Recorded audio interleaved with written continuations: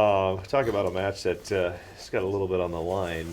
You're just mentioning tomorrow against Vancouver. There's a lot on the line on this one. Just tell me about it. Yeah, there's a lot on the line for us. You know, it's a match where we can win the Cascadia Cup, we can qualify for the playoffs, and we can put ourselves back in the lead on the total points for the Supporter Shield. So a win tomorrow night's very important to us. And how key is it for these guys? I know talking to a couple of them, they're ready to bounce back after what happened in Colorado.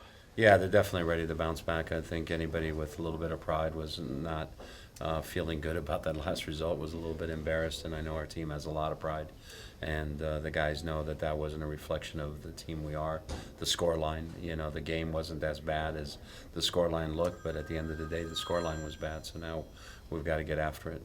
Tell me a little bit about these derbies, Vancouver, Portland. It just seems like these are so great for soccer in the Northwest, great for soccer in the United States of America. Just tell me a little bit about how much fun these rivalries are for you to coach. These rivalries are a blast, you know. I mean, just the history of it, you know, and obviously I wasn't around at the beginning of it in the old NESL days, but it goes all the way back into the 70s and into the MLS NESL days, and now it's carried on into MLS. And I think these kind of rivalries between the cities are a little bit competitive. You know, this is a Canadian-U.S. thing with us in Vancouver, with Portland and Seattle. It's definitely a city thing, but it's something that just makes the games a little more special, makes the games a little more exciting, and just makes the overall atmosphere a little more enthusiastic.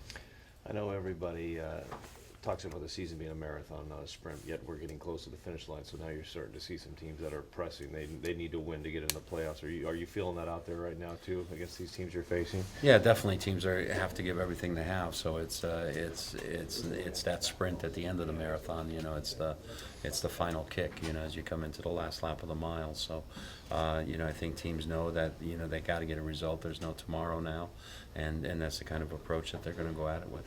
Okay, lineup-wise, Health, Clint, hoping possibly to get him out there tomorrow? Yeah, we're going to have Clint definitely in the 18, so we'll see how the game goes and how many minutes we want to play him or need to play him in that game. You know, Jimmy Traore is back healthy, which is important for us. Obafemi Martin should be all right as well. You know, so those are two guys we welcome back to the team.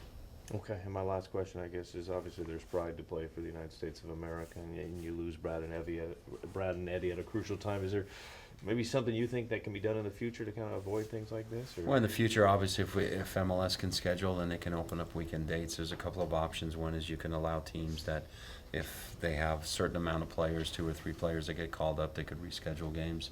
That's one option. The league can also open up dates because I think our fans here in Seattle are sophisticated enough so that if we have to play a Wednesday game instead of playing a weekend game, they're going to still come out and support us, and they're going to want to see the players that we have. They're going to want to see the Eddie Johnsons and the Dempseys and the Brad Evanses, and I think our fans now are sophisticated enough in our league to know that I'd rather go on a Wednesday night and see all those guys than go on a weekend and not see those guys.